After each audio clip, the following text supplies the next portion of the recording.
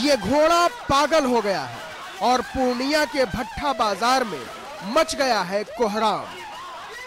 ये घोड़ा किसका था, कहां से आया और कब आया, कुछ पता नहीं। गुस्से में पागल ये घोड़ा जिधर से भी निकलता भगदड़ मच जाती, दहशत फैल जाती, हंगामा हो जाता, लोग छिप जाते।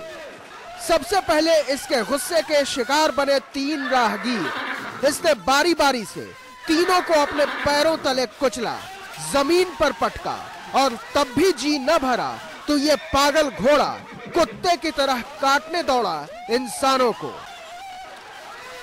और उन्हें काटने के बाद ये निकल पड़ा खैरा चौक की ओर। सामने से गुजर रहा था एक साइकिल सवार, लेकिन वो घोड़े का रास्ता काटकर आगे न बढ़ सका। ये पागल घोड़ा झपट पड़ा साइकिल सवार पर। फिर तो वो हुआ जिसे देखकर लोगों की रूह कांप गई।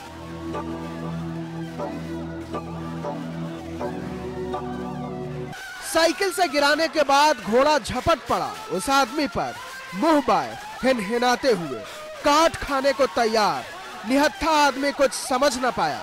देखने वाले हैरान, परेशान, शोर मचाया, पत्थर फेंका, लेकिन घोड़ा जैसे उसकी जान लेने पर आमादा था। एक बार पटकने के बाद वो दोबारा झपटा। बचाव का कोई रास्ता नहीं। आदमी ने पैरों से घोड़े के मुंह पर एक जोरदार वार किया। घोड़ा थोड़ी देर के लिए पलटा और मौका देखकर राहगीर भाग निकला। इसके बाद घोड़ा वहां से भागा, लेकिन उसे कुछ सूझ नहीं रहा था। वो पागल हो गया था।